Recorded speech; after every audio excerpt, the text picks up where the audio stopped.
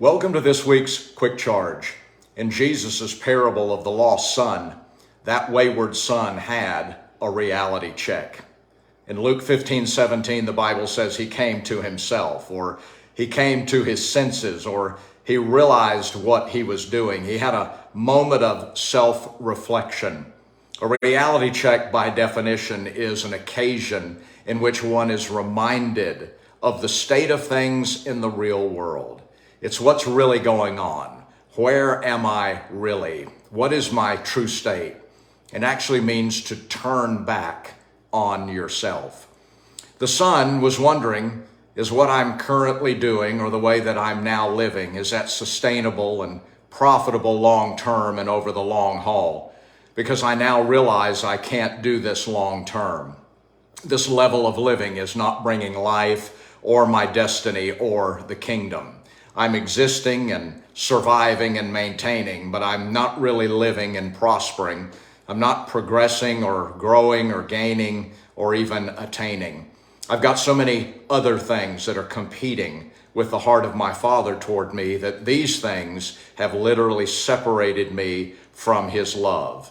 Like other altars that I'm serving, other activities that I'm accommodating, other attachments that I'm embracing, and other attractions that I'm maintaining. This son knew he could probably continue to pass himself off as a son, just as I could pass myself off as a Christian, but to what end?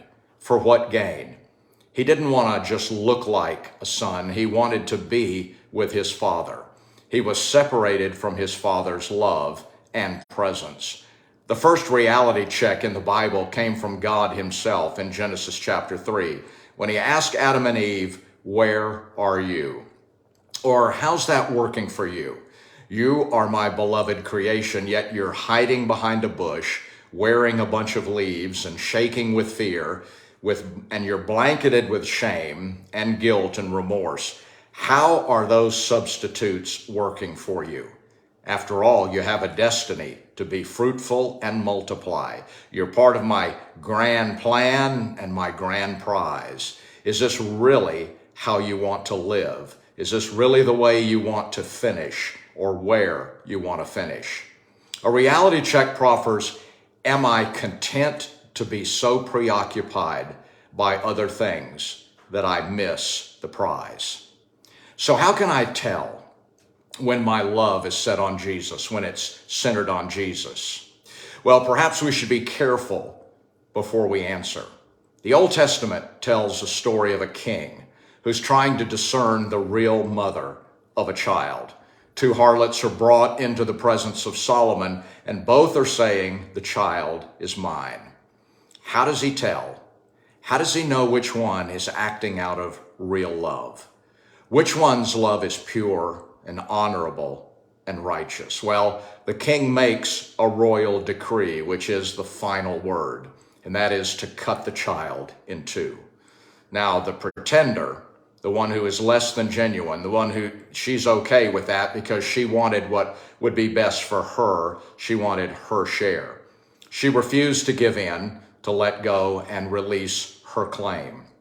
The real mother was the one willing to let go of what was hers out of love. She loved something more than herself. Pure, unadulterated love is often expressed in our willingness to let go of what we have and hold, our own life, for the sake of our King. Jesus asked Peter a searching question. Do you love me more than these? That was a definite reality check for Peter. Perhaps it's time for a reality check for us as well. Join me next week for part 2. God bless.